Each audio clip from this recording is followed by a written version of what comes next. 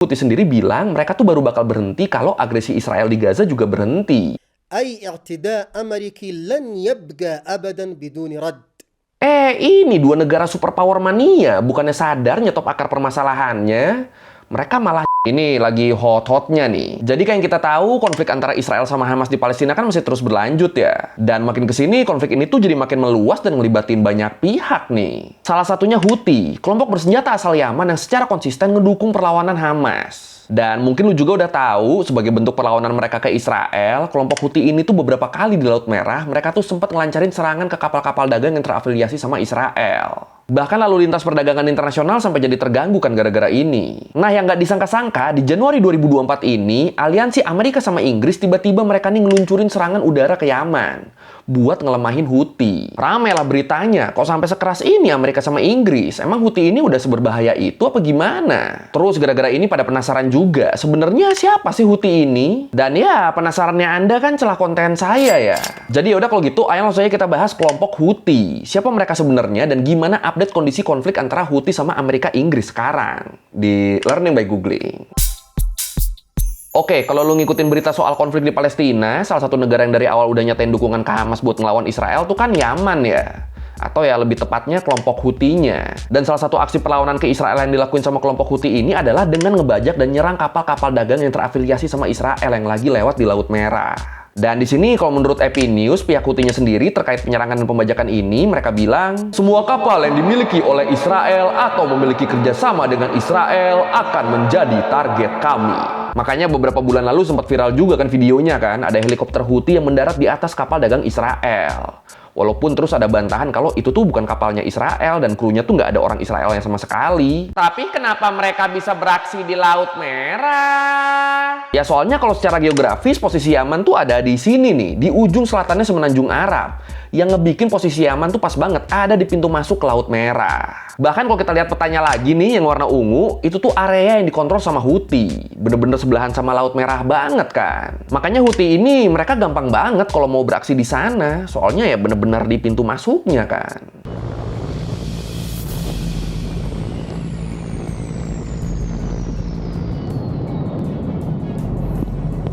Nah, kalau menurut Al Jazeera, aksi yang dilakuin sama Houthi di Laut Merah ini tuh mulai terjadi setelah konflik Hamas-Israel pecah di bulan Oktober 2023 kemarin. Tapi sebenarnya intensitasnya tuh baru bener-bener meningkat di bulan November sampai Desembernya. Bahkan meningkatnya tuh sampai 500% loh. Cepat juga ya eskalasinya ya. Dan di sini aksi kelompok Houthi ini bisa dibilang niat banget nih. Soalnya mereka tuh sampai pakai rudal balistik sama drone buat ngelakuin serangan-serangan ke kapal-kapal dagang ini. Dan gara-gara aksi serangan Houthi ke kapal-kapal dagang yang lewat Laut Merah ini, beberapa perusahaan pelayaran besar dunia, kayak Mediterranean Shipping Company, Maersk, Hapag-Lloyd, sampai kapal-kapalnya British Petroleum, mereka tuh sampai mutusin buat ngehentiin pelayaran mereka di Laut Merah. Mereka mutusin buat ngubah rute pelayaran mereka. Dari yang awalnya lewat Laut Merah terus lanjut ke terusan Suez, itu jadi muterin Afrika dan lewat Tanjung Harapan di Afrika Selatan. Atau ya buat lebih jelasnya, kita bisa lihat di gambar ini lah. Ini yang atas tuh rute sebelum serangan kelompok Houthi makin intens di Laut Merah. Dan yang bawah tuh kondisi rute perdagangan internasional di awal tahun ini. Dari sini kelihatan ya kalau jatuhnya jadi makin jauh nih yang sekarang nih. Tapi ya kapal-kapal ini mereka mikirnya mending muter deh kan daripada deg-degan terus lewat Laut Merah. Iya kalau muter emang jadi nggak deg-degan, tapi efeknya rute yang jadi lebih jauh ini ngebikin jalur perdagangan internasional, khususnya dari Asia ke Eropa dan sebaliknya, itu jadi kacau. Belum lagi harga energi dan komoditas juga ikutan naik kan gara-gara ini kan. Terus perjalanan yang lebih panjang juga, ini tuh ngebikin biaya asuransi buat pelayaran internasional itu jadi naik 10 kali lipat sejak bulan Desember 2023. Ini kan gila ya. Satu jalur doang yang lumpuh loh. Laut Merah doang loh. Imbasnya bisa sebesar itu, anjir. Some 15% of world shipping goes through the Suez Canal, which links the Red Sea with the Mediterranean. Houthi attacks have so far upended international commerce, forcing shippers to reroute their vessels and increasing shipping costs. Nah, karena ngerasa dampak dari serangan kelompok Houthi di Laut Merah ini serius banget, di sini Amerika sama Inggris dan beberapa negara lainnya, akhirnya mereka mutusin buat ngebikin aliansi dan mereka ngeluncurin serangan ke Yaman. Kalau menurut Al Jazeera, serangan yang diluncurin di hari Jumat tanggal 12 Januari 2024 kemarin, itu tuh nargetin 60 titik di hampir 30 lokasi di Yaman. khususnya di ibu kota Sanaa sama kota Taiz yang jadi pangkalan armada lautnya Houthi. Dan serangan Amerika sama Inggris ini tuh levelnya nggak main-main ya. Kalau menurut Reuters, koalisi Amerika Inggris ini tuh sampai ngerahin kapal perang, kapal selam, dan pesawat tempur dengan total 150 amunisi yang digunain buat ngegempur Yaman. Dan di sini pihak Houthi sendiri konfirmasi kalau ada 5 orang yang jadi korban tewas dari serangan Amerika Inggris ini. Terus selain itu Houthi juga mereka tuh ngutuk serangan Amerika Inggris ke Yaman dan bilang kalau tindakan yang dilakuin sama koalisi ini tuh adalah tindakan yang barbar. Dan buat masalah ini, kalau gue pribadi sih ngelihatnya, so far serangan dan pembajakan Houthi ke kapal-kapal dagang yang terafiliasi sama Israel kan nggak ngebunuh orang ya. Paling parah nyandra lah. Dan itu mereka lakukan sebagai respon atas pembantaian yang dilakuin sama Israel di Gaza kan. Apalagi terus kalau menurut CNBC, Houthi sendiri bilang mereka tuh baru bakal berhenti kalau agresi Israel di Gaza juga berhenti. Jelas tuh syarat berhentinya itu tuh. Ini dua negara superpower mania, bukannya sadar nyetop akar permasalahannya, mereka malah nyerang Houthi-nya sampai ada korban jiwa lagi. Ya jatuhnya malah ngerunyam-runyamin yang udah runyam ini. Tapi di sini walaupun mereka dapat ancaman dari dua negara besar tadi, pihak Houthi bilang kalau serangan ini nggak akan ngebikin mereka berhenti nyerang kapal-kapal yang terafiliasi Israel di Laut Merah. Dan ini semua mereka lakuin demi ngedukung Hamas. We have some significant breaking news just into us as we have learned now that the U.S. and British military have launched strikes against targets in Yemen. Areas of Yemen controlled by the Houthis. This is according to 2 U.S. officials. Oke, tadi itu kejadian penyerangan Amerika Inggris ke Yaman di bulan Januari 2024 ini yang cukup bikin shock dunia lah. Nah, sebelum kita lanjut ke update-update-nya, gue mau bahas Houthi-nya dulu nih. Sebenarnya siapa sih mereka ini? Jadi kalau menurut Britannica, kelompok Houthi atau biasa dikenal juga sebagai Ansarullah, mereka ini awalnya adalah gerakan militer yang diinisiasi sama Badruddin al-Houthi, aktivis politik dari aliran Zaidiyah, kelompok Syiah yang berkembang di wilayah utara Yaman. Jadi ya nama Houthi itu merujuk ke pendirinya tadi ya, Badruddin al-Houthi. Dan masih menurut Britannica, kelompok Syiah Zaidiyah sendiri, mereka tuh udah eksis dan punya pemerintahan sendiri di wilayah Yaman tuh sejak akhir abad ke-9 ya.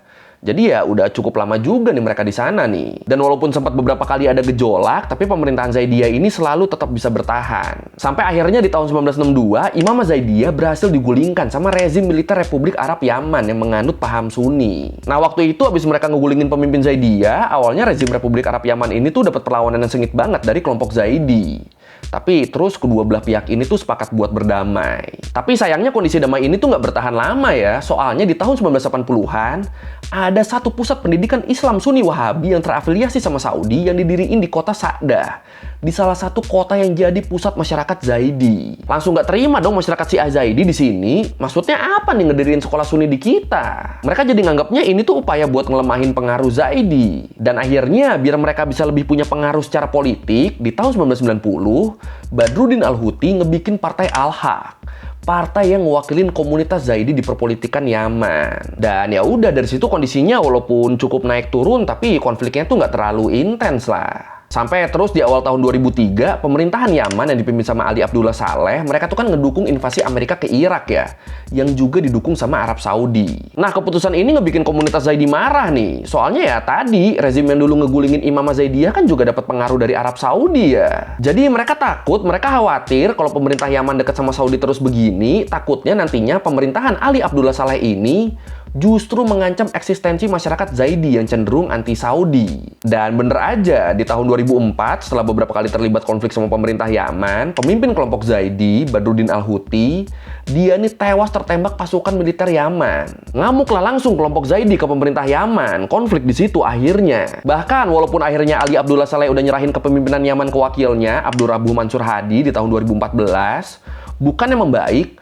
konflik antara pemerintah Yaman sama kelompok Zaidi itu justru makin parah. Makanya di tahun 2014 itu pecah kan akhirnya kan perang saudara Yaman yang berujung ke pengusiran paksa Abdul Rabuh Mansur Hadi dari istana presiden Yaman. Dan akhirnya sejak saat itu secara de facto pemerintah Yaman tuh diambil alih sama kelompok Zaidi, diambil alih sama kelompok Houthi. Bahkan sampai saat ini kelompok Houthi tuh megang kendali di wilayah Yaman Barat loh, termasuk di ibu kota Sanaa yang jadi pusat aktivitasnya negara Yaman. Sementara pemerintah de jure-nya Yaman yang sekarang dipimpin sama Rashid Al-Ali itu berkedudukannya tuh di kota Aden. Terus di perang saudara ini di tahun 2015 Saudi masuk juga kan. Mereka ikut tuh merangin Houthi sambil berusaha ngebalikin kekuasaannya Presiden Hadi. Dan ya udah dari situ makin pelik nih masalah ini nih. The world's largest humanitarian crisis isn't in Syria. It's in Yemen. Thousands have been killed and millions have been displaced so far. The conflict has been going on for years, but it became especially violent in March 2015. That's when the Saudi-led coalition got involved. Nah, selama proses pengambil alihan kekuasaan oleh kelompok Houthi di 2014 tadi sampai sekarang, Yaman tuh bisa dibilang tuh masih ngalamin perang saudara ya. Jadi kalau misalnya lu googling Yemen Civil War, enter. Itu keterangan terjadinya pasti dari tahun 2014 sampai saat ini statusnya masih perang, walaupun ya cenderung nggak seintens di 2014-2015 lah. Makanya di tahun 2023 kemarin juga PBB tuh sampai nyebut kalau konflik di Yaman tuh adalah krisis kemanusiaan paling parah di dunia. Soalnya diperkirakan ada sekitar 21,6 juta penduduk Yaman atau 2/3 dari total populasi Yaman yang berstatus sangat membutuhkan bantuan kemanusiaan dan pelayanan perlindungan. Belum lagi sejak perang saudara Yaman pecah di tahun 2014 sampai sekarang diperkirakan ada lebih dari 370.000 warga Yaman yang tewas. Tapi ini yang harus kita ingat nih, walaupun Yaman ini statusnya tuh masih perang saudara, tapi nggak berarti di seluruh Yaman tuh full perang ya, enggak. Wilayah-wilayah yang nggak tersentuh perang sama sekali tuh ada, kayak contohnya di provinsi Hadramaut. Makanya banyak WNI yang belajar ke sana juga kan, ke Hadramaut juga kan, tanpa perlu takut kena perang. Oh iya, kalau ngomongin Houthi, kelompok ini tuh emang dari lama tuh mereka tuh nganut ideologi anti-Amerika sama anti-Israel ya. Moto mereka aja kan, matilah Amerika, matilah Israel, kutuk Yahudi, dan kemenangan bagi Islam. Dan sikap sikap Houthi ini ngebikin hubungan mereka sama Iran, negara yang juga terkenal anti-Amerika dan berkonflik sama Arab Saudi, ini jadi makin dekat nih hubungannya nih. Bahkan banyak pihak yang percaya kalau keberhasilan Houthi ngegulingin pemerintah Yaman itu tuh nggak lepas dari bantuan Iran. Ya jadi banyak banget pihak-pihak yang percaya kalau di belakang Houthi tuh ada Iran, termasuk di penyerangan kapal-kapal terafiliasi Israel di Laut Merah. Jadi di sini banyak pihak yang ngerasa nggak mungkin kalau serangan Houthi di Laut Merah tuh modal mereka sendiri. Orang di dalam aja mereka masih perang saudara kan, kondisi negaranya aja lagi nggak baik-baik aja. Stok senjata dari mana coba buat nyerang-nyerang kapal di Laut Merah? Makanya akhirnya banyak yang yakin pasti ada Iran di belakangnya nih. Yang ngedukung aksi Houthi ini pasti ada Iran nih. Basically, I mean, before all of this, there was a tentative truce in place between Saudi Arabia and the Houthi rebels who are backed by Iran in neighboring Yemen. And Saudi Arabia was actually holding direct negotiations with the Houthis to forge a permanent ceasefire and end this war that started 8 years ago when Saudi Arabia went in to restore the internationally recognized government of Yemen that was ousted by the Houthis. Dan sebenarnya nggak cuma Houthi sih, Hamas di Palestina sama Hizbullah di Lebanon juga kan sering dikaitin sama Iran. Dan ya kalau masalah ini sebenarnya kelihatan banget sih ya. Makanya kalau lu ngikutin konflik Palestina-Israel, tiap terjadi konflik, negara-negara yang sering ngasih dukungan langsung ke Palestina, atau lebih spesifiknya ke Hamas, itu kan pasti kan nggak jauh dari Iran, Lebanon, sama Yaman. Makanya akhirnya sekarang konflik di Palestina juga kan udah melebar ke Lebanon sama Yaman kan. Tapi walaupun banyak analisis yang ngarah ke Houthi itu dibantu sama Iran, tapi di sini baik Houthi maupun Irannya sendiri, mereka tuh justru ngebantah kalau Houthi itu ada di proksi yang sama kayak Iran. Iya, pengaruh Iran emang ada, dukungan emang ada, tapi dua-duanya ngeklaim kalau aksi Houthi ini tuh nggak ada hubungannya sama Iran. Pure ini tuh keputusan kelompok Houthi sendiri buat ngeganggu Israel. Oh iya, terus selain hubungan sama Iran, banyak juga pihak yang nganggep kalau aksi Houthi nyerang kapal-kapal dagang di Laut Merah dengan mengatasnamakan Yaman ini juga sebagai bentuk mereka nyari pengakuan internasional. Pengakuan bahwa Houthi adalah pemimpin Yaman yang sah. Terus dipercaya mereka juga di sini tuh pengen ngasih lihat ke sekutu-sekutu Syiahnya yang lain kalau kelompok Houthi itu layak diperhitungkan. أي اعتداء أمريكي لن يبقى أبدا بدون رد، والرد لن يكون فقط بمستوى العملية التي نفذت أخيرا في استهداف الأمريكيين في البحر بأكثر من 24 طائرة مسيرة وبعدة صواريخ. الرد أكبر من ذلك. Oke, kita balik ke serangan Amerika sama Inggris. Nah, di sini Presiden Amerika Joe Biden, dia nih bilang kalau serangan mereka ke Yaman ini adalah bentuk pertahanan diri mereka. Iya, jadi menurut Biden, serangan mereka ke Yaman tuh emang harus dilakukan. Soalnya arus perdagangan internasional itu udah keganggu gara-gara aktivitas Houthi di Laut Merah. Makanya mereka nyerang Yaman, biar suplai-suplai kebutuhan rakyat Amerika tetap aman. Ini agak terlalu luas ya definisi self-defense versi beliau ya. Tapi yang menarik nih kalau menurut The Cradle, serangan ke Yaman ini tuh malah bikin ada konflik internal di Inggris sama Amerikanya sendiri loh. Kok bisa? Jadi serangan ini tuh dianggap melanggar konstitusi nasional karena prosesnya nggak lewat Kongres. Jadi gini, di Amerika harusnya kalau mau nyerang, presiden tuh harus datang ke Kongres dulu buat ngediskusiin niatnya. Makanya kalau kata Thomas Massie juga, salah satu politisi Amerika, dia bilang, hanya Kongres yang memiliki kuasa untuk mendeklarasikan perang.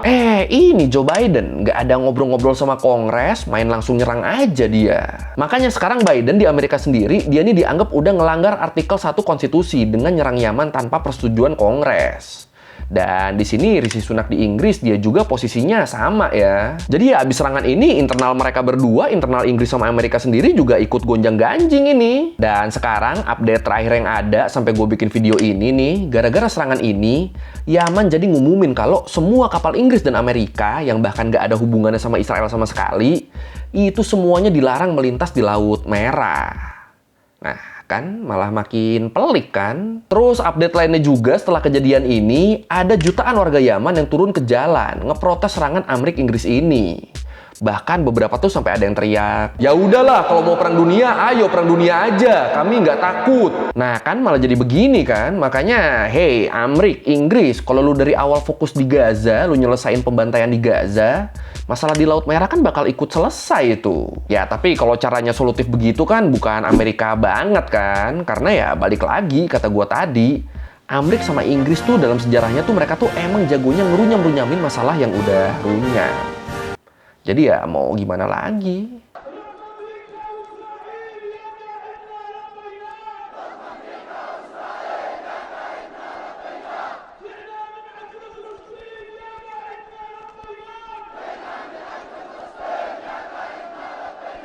Tambahan dikit, jadi pas gue lagi ngedit video ini, ada update terbaru nih dari Inggris, tepatnya dari Rishi Sunak. Jadi Sunak tuh ngomong kalau serangan mereka sama Amerika ke Houthi itu nggak ada hubungannya sama kejadian di Gaza. Dan ini sejujurnya bikin emosi sih. Makanya kemarin gue juga sempat komen begini. Tal OL, yaitu Houthi nyerang-nyerangin kapal gegara kejadian di Gaza. Dan baru bakal berhenti kalau Israel di Gaza juga berhenti. Lo stop itu Israel di Gaza, Houthi juga berhenti Sunak. That's why I stressed that this action was taken in self-defense. It was limited, not escalatory. It was a necessary and proportionate response to a direct threat to UK vessels and therefore to the UK itself. They target ships from around the world. We continue to work towards a sustainable ceasefire in Gaza and to get more aid to civilians. We also continue to support a negotiated settlement in Yemen's civil war.